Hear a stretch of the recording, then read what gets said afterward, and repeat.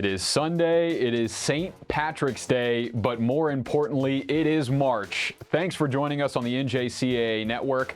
I'm Zach McKinstry, and we are excited to have you as today we unveil our NJCAA Division I Men's Basketball National Tournament Selection Show. We've got 24 total teams in this tournament, 16 district champs that have already punched their ticket, and 8 at-large seeds waiting to hear their name called. 24 total teams in this tournament, and let's go ahead and show you the bracket on how this shakes out. We've got those 24 total teams with the first 8 top 8 seeds getting first round byes. They won't start until March the 25th, with that first round beginning on March the 24th. The tournament available on ESPN Plus this year with the championship game on ESPNU. That is on March the 30th, and on March 29th, a rest day for the teams remaining in the bracket. That is new in this year's tournament. To be played in Hutchinson, Kansas at Hutchinson Sports Arena, we've got a lot of talent to get to. Let's go ahead and show you these seeds matchups. As you can see, 16-17 to play the 1 seed, 9-24, 13-20, and 12-21 on the left side of the bracket, and then the opposite side, the 15 will play the 18, 10 will play the 23, 14 will play the 19, and 11 will play the 22. And again, those top 8 seeds getting first round byes. So without wasting any more time, let's go ahead and look at those top 8 seeds, starting with the number 1 overall seed in our 2024 NJCAA Division I Men's Basketball National Tournament. The number 1, to no surprise, is Barton Community College. The lone loss for the Cougars came at the hands of Cowley in November. Since then, this squad has been absolutely perfect, winning 23 straight, including a Region 6 tournament championship. This team has been defined by its depth, with 5 players averaging 10 or more points, and will definitely be exciting to see Lejeay Jones, who averages 15 and 9, do his thing in this tournament. So Barton, the number 1 overall seed. Behind them at number 2 overall in this tournament is South Plains and the Texans. The 3-time national champs have the chance to do it again as they return as a top seed in Hutchinson. The Texans survived a nail-biter in the region championship against Clarendon as the Bulldogs missed a 3 that would have won it as time expired, but this team is more than prepared for the tourney with 2 of the best players in this bracket in Jabori McGee and Malik Ewan. They're going to be exciting to watch as the 2 seed in this tournament, and we move along to the number 3 overall seed. It will be Salt Lake and the Bruins. It's a 30-win season for the Bruins, who capped it off with a Region 18 title and a tournament berth. This is a fun team to watch, with scoring coming from all over. CJ Luster, Jordan Battle, and Xavier Edmonds seemingly take turns on who will have a big game, each of them averaging 14 or more. We move along to the number 4 seed in this tournament, and another team with a first-round bye. It is Vincennes. The Trailblazers are going dancing after winning their first district title since 2018. It's been a phenomenal season in the 27th year under legendary coach Todd Franklin, and for freshman guard LeBron Thomas, who leads this squad in assists and scoring. The Trailblazers are the 4 seed. Moving right along, we go to the number 5 in this tournament. It will be Indian Hills and the Warriors. The North Central District champions handled a ranked North Dakota SCS team fairly handily to punch their ticket. The Warriors haven't lost since January, winning 11 straight heading into this tourney.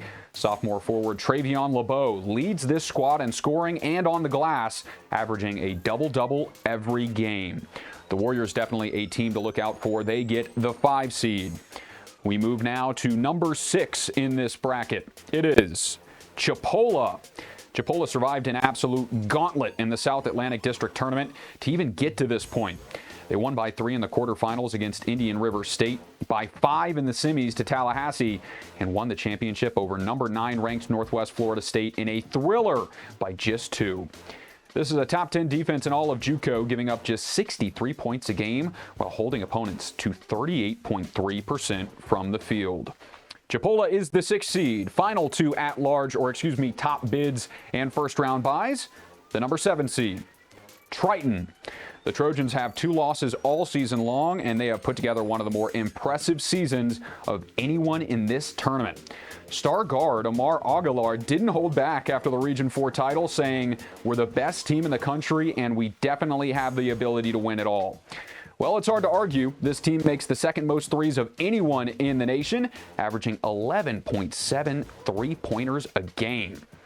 The final top seed and first-round bye seed in this bracket is our first at-large bid, Northwest Florida.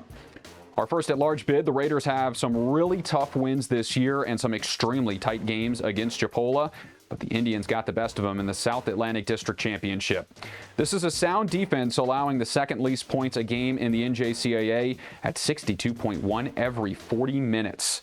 Northwest Florida State is the number 8 seed, and they will get the final first-round bye spot in this bracket. So let's go ahead and look at the bracket with those top 8 seeds added in. The number 1 seed, as we mentioned, is Barton. Underneath them is the 8 seed Northwest Florida State. Then beneath them, Vincennes, the 4, and Indian Hills, the 5. Opposite side of the bracket, it is South Plains, the 2, Triton, the 7, Salt Lake, the 3, and Chipola, the 6. All of those games to be played on ESPN Plus in those first-round byes, second round starting on March the 25th. So we are going to bring on the number 1 seed head coach and talk with him momentarily. We now welcome on the head coach of Barton CC, the number 1 overall seed in this tournament, Jeremy Combs. Thanks for joining us, Coach. Thanks for having us, and thanks for doing this. This is big-time stuff for NJCAA basketball, and again, thank you for having me. Yeah, really excited to get to talk to you. First off, congratulations as the number 1 overall seed. The first thing I wanted to ask you, 23 straight wins since that loss to Cali back in November. How proud are you of this team to stay focused over that stretch that eventually went on to win the region title, the first region title for this program since 2001? Yeah, that's been something, last year we fell a little short. And so this group of guys have been really focused on just playing one game at a time and kind of leaving no doubt that we belong in the national tournament and that we can compete with anybody. So they were really focused on every game, and our preparation was great. But again, the leadership on this team is the true reason as to why we were able to, do 23 games in a row. And you talk about that leadership. You've got so much talent up and down this roster. The depth is really impressive. 5 guys in double figures averaging over the course of the year. Talk a little bit about the depth of this team and how they're built to make a tournament run. Yeah, it's I think to win a tournament you gotta have some depth. Obviously, you have to have some players, and we have those as well. But the depth has to be there, and the guys are, it's one of those things. It's tough to get kids to buy or players to buy into maybe not playing as many minutes or scoring as many points. But that's pretty much what this team has been balanced, scoring wise, minutes wise. And we really feel like we can go deep in our bench and not skip a beat. So I think it's really what makes this team special, and definitely a team that's going to be, one that can contend for a national title. Yeah, and you got a very talented bench. You also have some very talented starters. Leger Jones has been phenomenal this year. Is this the kind of production that you expected from him when he transferred at the start of the season? Yeah, when we saw he had entered the transfer portal from Tarleton State, we knew we wanted to go after him. He's kind of Barton royalty with his father playing here. And he was a great basketball player as well here. And, so he's definitely a guy that we expected to come in and put up some big numbers for us. But again, another kid that's been a big leader for us, one of our team captains and a guy that, probably could go out and score 20 or 30 for other teams, but, has sacrificed some of those points just to get the wins. Yeah, and hopefully those wins rack up for you in this tournament coming up. Well, Coach, we appreciate you joining us. Any final comments you want to make on behalf of your team as the number 1 seed? No, we're just excited to represent Kansas. Obviously, the national tournament's been here and it's in Kansas, and we're just excited to be there and see what we can do, and especially going up against some of these other teams. Such great talent and other great teams out there, and we're really excited about that. There's definitely going to be a lot of fun players to watch out there in Hutchinson. So, Coach, congrats again on the number 1, and we can't wait to see you in Kansas. Thank you. Thanks again to Jeremy, and congratulations to Barton on that number 1 overall seed. Plenty of talent in this tournament still to be unveiled. We give you the 9 through the 24 seeds in this tournament when we come back from break. So stay with us on the NJCAA Network.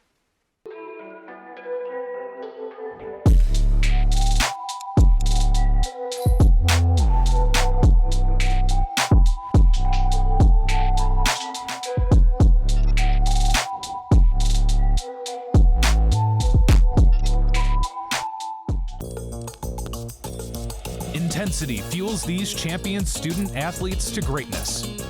Zurich Insurance is proud to be the official provider of student athlete insurance for the National Junior College Athletic Association. Throughout the highs, we cheer along to their screams of victory. Throughout the lows, we support them through their tears of defeat.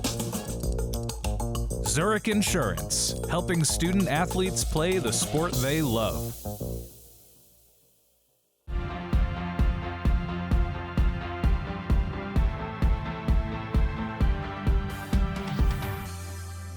I have a little birthday message for you from someone too. I heard you really love basketball.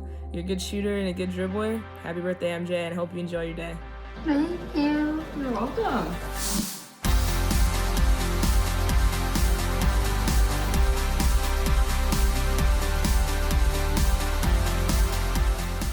Welcome back into the NJCAA Network. I'm Zach McKinstry, and you are here to find out the remaining teams in our NJCAA Division I Men's Basketball National Tournament. And before we unveil the 9 through the 24, let's go ahead and tease you a little bit longer by showing you that bracket once again with the top 8 seeds. Barton and Northwest Florida State in the top left quadrant, the 1 and the 8 seeds. Vincennes, the 4 and the 5 beneath them.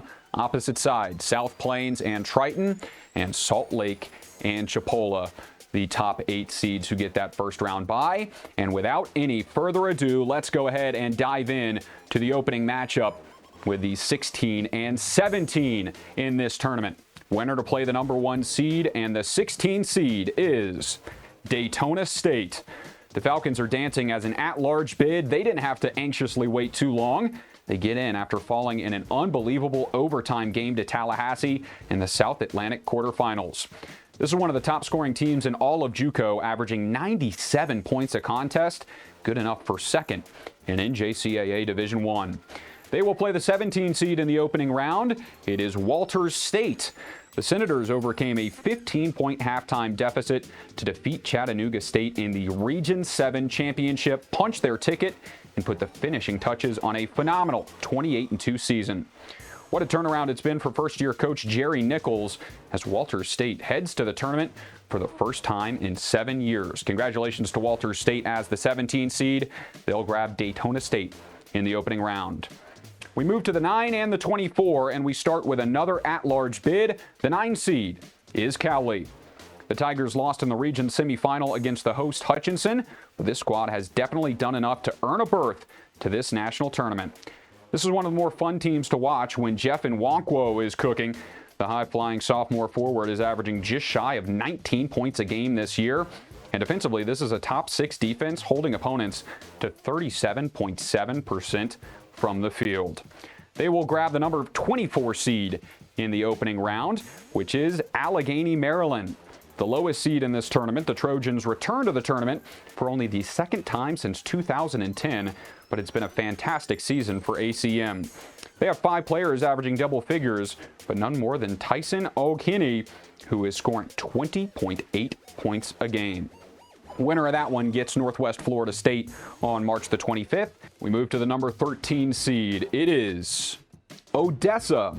For the 7th time in the last 8 years, the Wranglers are going dancing. Odessa stumbled down the stretch, losing 4 of their last 7, but navigated a difficult schedule with 24 wins. Willie Lightfoot is a name to keep in mind this tournament. He has the potential to go off in any given game, leading the team in scoring this year. They draw the 20 seed. It is Trinidad State. The Trojans advance by winning their way through the Region 9 playoffs and blowing out Western Nebraska in the region final. This is a veteran team with 10 sophomores, but it's freshman Lateef Patrick that has led this squad, putting up 17, 4, and 1.5 this year. 13 and 20, Odessa Trinidad State. Now we go to the 12 and 21 at the bottom of the left side of the bracket. The 12 seed, another at-large bid. It is Lee. The Navigators fought through a tough Region 14 tournament, but fell to Trinity Valley Saturday in the championship game. Ranked at number 5 in the last poll, Lee has wins over Southern Idaho on the road, Panola on the road, and Trinity Valley in the regular season. This is a young team with 3 freshmen in the starting lineup, ready to prove that they are deserving of this spot. They draw the number 21 seed, Wallace State. After splitting the regular season series against Bishop State, the Lions would face them in the South District Champ with a title ticket on the line, and the overtime matchup resulted in the first Wallace State Conference Championship since 2014.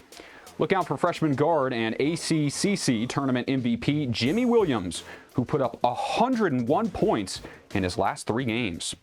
12-21, winner of that one plays Indian Hills, the 5 seed, and now to the opposite side of the bracket. We start with yet again another at-large bid. The 15 seed is Panola. The Ponies gallop into this tournament as an at-large, getting in off the bubble with a 26-6 record. After splitting the regular season series with Trinity Valley, Panola lost to the Cardinals by 2 in the semifinal, but get to keep playing basketball as the 15 seed. They will play the 18 seed in the opening round. It is Jones. The Bobcats survived a late comeback with a magical block at the horn in the Region 23 Championship to take down Mississippi Gulf Coast and return to Hutch for the first time since 2017. Look out for the Purnell twins, who are the faces of this team. Dimp putting up 19 points a game and Kai with 17. For all the non-math majors, that's 36 points a game between the two brothers as they look to claim a national title like they did in the 2014 season. Moving right along, we go to the 10 and 23 seeds, winner to take on number 7 Triton. 10 seed, Trinity Valley. The Cardinals march into March by defeating Lee in that region championship game. This is a battle-tested TVCC squad who's played in 4 overtime games already this season and 4 more one-possession games. Sophomore guard Ahmad Bynum has started all 33 this year, averaging just shy of 18 points a contest. They draw the 23 seed, Georgia Highlands. Only the 4th time that the Chargers are headed to Hutch, winning the Southeast District title. They are definitely a bid stealer in this tournament, but they have the potential to be a Cinderella. The Chargers are 12th in the country in assists per game with great ball movement. Freshman guard Jaquan Nelson leads the way for GHC with 16.5 a game. So that 10 seed Trinity Valley takes on Georgia Highlands and the winner to play the 7 seed Triton. Now to the 14 and the 19. 14 seed, at-large bid, Moberly area. For the 5th time in the last 6 years, the Greyhounds are national tournament bound, sneaking in off the bubble after being ranked a 19 seed in the last set of rankings. The committee puts in Patrick Smith and company. This is a team that loves to shoot threes, putting up 10 made triples a game as Moberly area secures their spot. They will play the 19 seed, Connors State. The Cowboys tallied 31 wins this season, returning to the national tournament after missing out last year. Braden Hubbard is one of the best scorers in the NJCAA, the sophomore forward averaging 25 and 10 over his 30 games played. A really good 14 and 19 matchup with the winner getting to play Salt Lake, and we move to the final matchup in this bracket. With our final at-large bid, the 11 seed is Hutchinson. The final at-large bid are the hosts of this tournament. They make it back after missing out last year, but they get in as a bubble team this season, finishing with a record of 27-6. They needed overtime and a 1-point victory to get by Garden City in the region quarterfinals and lost by 17 to top-seeded Barton in the championship, but have an experienced sophomore lineup led by Cameron Thomas, who averages 16.2 points a game. Final seed in this tournament, the 22, is USC Salkehatchie. For only the 3rd time in program history, Salk men's basketball is going dancing. The Indians fought off a vicious comeback from Richard Bland in the Region 10 semifinal, then added a wire-to-wire win over a ranked Caldwell Tech team to secure their spot for the first time since 2020. So let's zoom out and look at the whole big picture of this bracket with all the teams filled in. As I mentioned, the top 8 seeds getting the first round bye. They don't start till the 25th, but everybody else playing on the 24th. Daytona State and Walters State, Cowley, Allegheny, Maryland, Odessa, Trinidad State, Lee, Wallace State. Opposite side of the bracket, it's Panola and Jones, Trinity Valley and Georgia Highlands, and Moberly area and Connors State, closed out by Hutchinson and USC Salkehatchie. So a lot of talent there. We are going to step aside, quick break, but when we come back, you don't want to miss it. We talk to our Division I men's basketball committee chair to talk about some of the decisions made in that at-large spot. Stay with us on the NJCAA Network.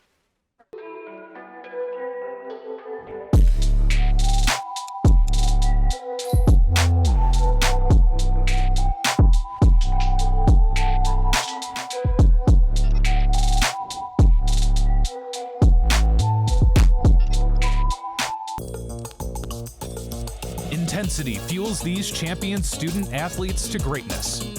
Zurich Insurance is proud to be the official provider of student athlete insurance for the National Junior College Athletic Association. Throughout the highs, we cheer along to their screams of victory. Throughout the lows, we support them through their tears of defeat.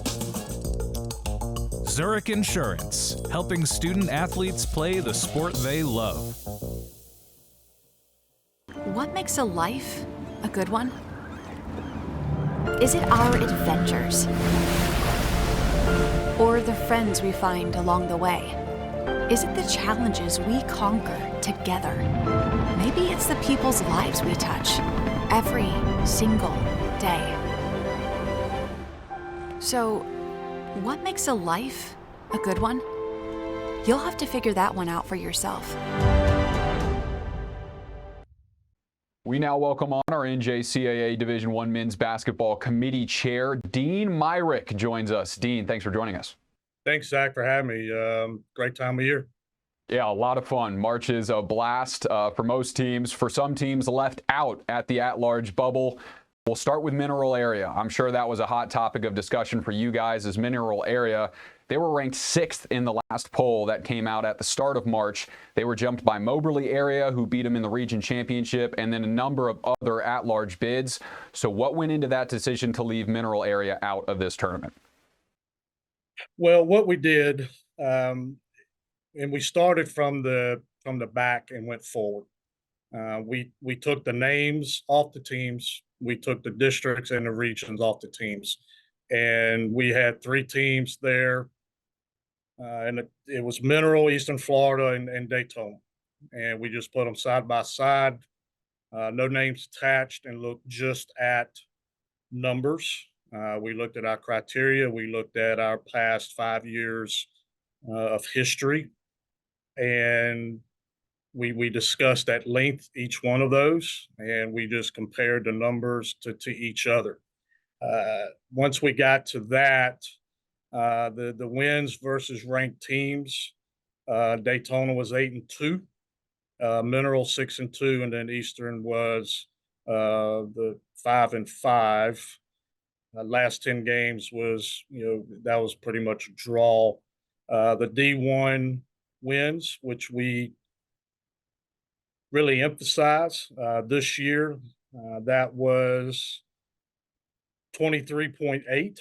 which in the past years that has been about the same the last 5 years. So, once we broke all the numbers down, the games against D2 and D3, 6-1 with Mineral, 1-0 Daytona, 4-0 Eastern Florida, and then the JV preps there, did go to Mineral, but we felt like the overall body of work from a scheduling standpoint, from key wins, just fell to Daytona. And again, that was strictly by the numbers. No one knew who they were looking at. And once we looked at it, the committee was unanimous in picking that team. Mineral is obviously a very good team. As far as Moberly, we took obviously the head-to-head was 2-2. They did beat them at Mineral in the district championship game there. And one thing that I want to add, and we have 16 poll voters versus the 9 that's on the committee. We add the 7 additional poll voters. When we broke the poll out between the existing basketball committee and the poll committee, it was a little bit different as far as that. So, the final poll, and I think our poll committee did a great job. It was a little bit different than what was, that everybody sees. And plus a lot happens in that 2-week span from the time the last poll comes out. But, the ranked wins, the average was 8.15 ranked wins, which Daytona hit that with the other 7. The low D1 wins by any of the at-larges was 21. Which they obviously met. So just going by the numbers, that's how we came to that conclusion. Yeah, definitely. I'd imagine some extensive conversations on all of those fronts. And you kind of touched on it a little bit, but East Florida State missing out, outside looking in. When you have so much talent from one region, how much more difficult does it make that selection? It's a very tough selection. And, once you put them side by side, you're just trying to grasp at anything that can separate. Now, we talked a lot. Eastern Florida did beat Daytona twice head to head. We talked extensively about that. But when we looked at the 14 pod with Daytona, Eastern Florida, Florida Southwestern, and Indian River, Daytona swept Florida Southwestern and Indian River, whereas Eastern Florida split with those two. Daytona had a key win at Northwest Florida, where Eastern Florida went 0-2 at Northwest Florida. So again, when you get two really good teams like that, we just, hey, what is there that can separate the two? So we felt like overall body of work was a little bit more important than a 2-game head-to-head so-called season, if you want to word it that way. Yeah, no matter how big that bubble is, I'm sure there's tough decisions no matter what. And I don't envy you guys on having to make them. Let's zoom out from the at-large bids and look at this tournament as a whole. This seems like one of the more talented tournaments that we have seen in several years. It seems like everyone through the 1 through 8, and then teams from the 9 to 24, there's a couple of those that each could make a run and win this tournament. So where do you rank this tournament in terms of talent compared to years past? I think from a parity standpoint, this is my 10th year as chair. From a parity standpoint, I think it's the best. Now, this year was a little bit different from past years. We did not see the influx of upsets from the higher ranked teams like we have in the past. But that being said, they were all really, really good games. I mean, we were glued into all the district championships, region tournaments. All of those games were very, very competitive. So, but it was kind of a microcosm of the poll. Once you got to 8, 9, 10, gosh, it was so tough to even do the poll from 8, 9, 10 down to 25. Because I mean, you could just flip a coin, and 10 could go to 25, 5 could go to 25, and so on and so forth. So it kind of mirrored the regular season poll with what we saw and trying to figure out the seeding and all of that. But overall, the talent is unbelievable. And I think you will see when people say, why go JUCO, go to Hutch on Sunday and stay to Saturday, you'll see why go JUCO, because the talent's going to be amazing, amazing coaches, amazing teams. And unfortunately, good teams get left out, and that's what we've got to try to do fairly and by the numbers. And I feel like our committee did a great job with that. Yeah, there are going to be a lot of interesting matchups, to say the least, in Hutchinson. Very excited for this tournament. Before we wrap up, any final words you want to say on behalf of the committee? Our committee did a great job. I mean, we have spent hours and hours, discussing. Our poll committee did a great job. We know there's going to be, disagreements and all that, and I find that healthy, because that just raises the bar for the sport. It shows the interest in our sport, and we just hope to keep moving that forward. I feel like this committee over the years has really shown what we put an emphasis on, and that is schedules, D1 wins, ranked D1 wins, and the lack of JV preps. And I think that message has been received by the Division I men's basketball community as a whole, because the schedules have really improved, from an interregion play. So it's going to be a great tournament. I can't wait to get all that started Sunday, and everything we just talked about, Zach.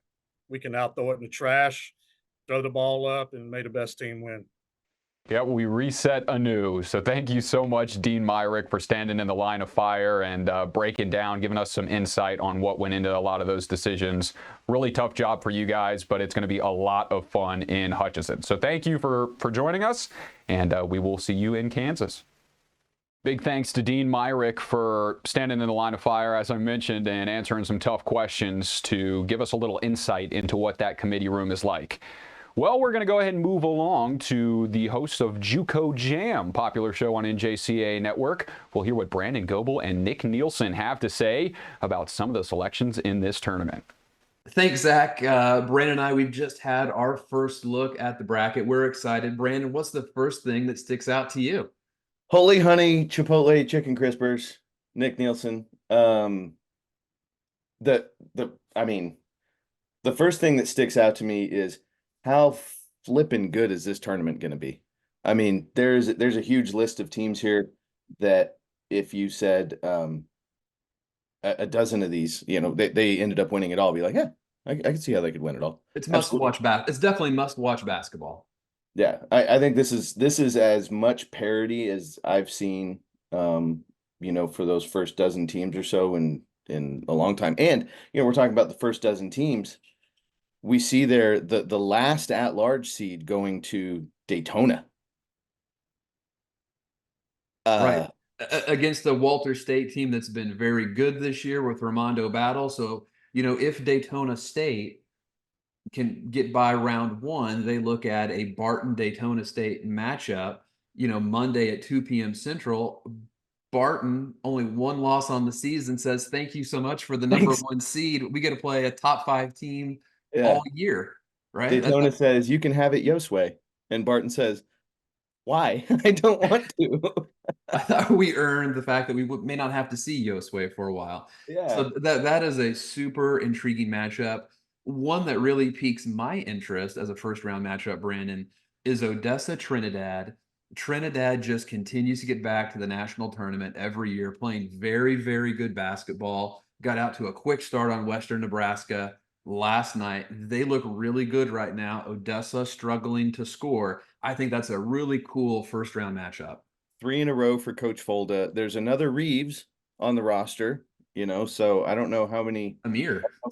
If there's more Reeves for Coach Folda to keep recruiting, but 3 in a row. I mean, especially Trinidad is not a place that has all the resources and the things that some of these other schools have. And what Coach Folda has done there has been incredible. He's taken it to the wire the last 2 years, and just fell a little bit short. So that's a very interesting one. Very different styles of play going to go against each other. So that could be a heck of a fight there.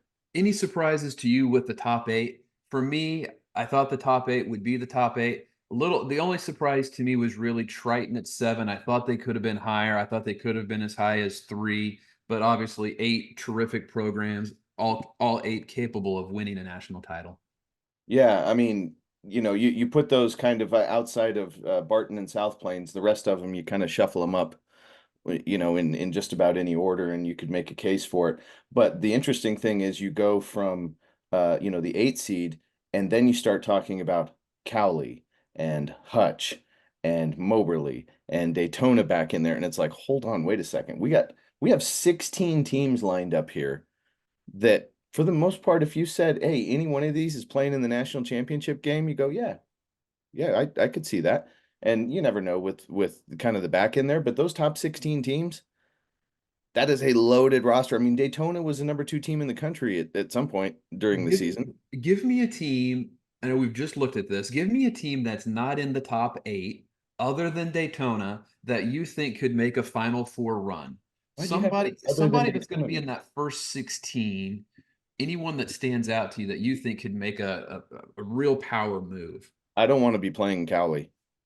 I mean, you could have easily convinced me that Cowley, could sneak into that top 8 for sure. Jeff Nwankwo, who we've talked about a ton on the show, but they've got firepower at all positions and defensively as well. So Cowley is absolutely a team that I do not want to be seeing if I'm trying to make a deep run. Yeah, and I'm going to jump on the back. I'm going to go a little bit different route here than normally. Jones.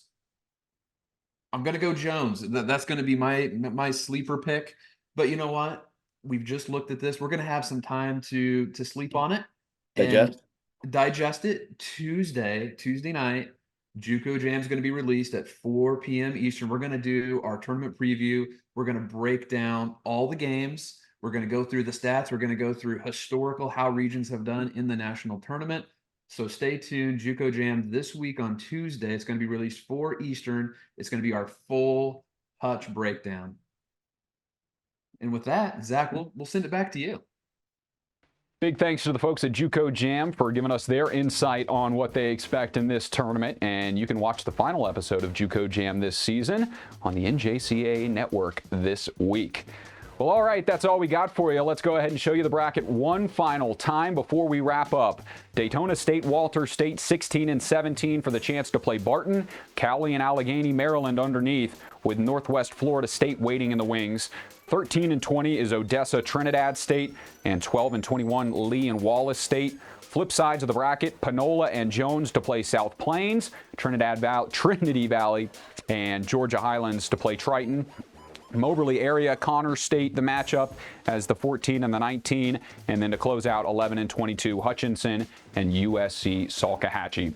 Thanks everybody for tuning in today on the NJCAA network. We have got a fun tournament in store in Hutchinson, Kansas at the Hutchinson Sports Arena. If you can't make it, tune in on ESPN Plus, championship game on ESPNU, and a lot of talent on the way.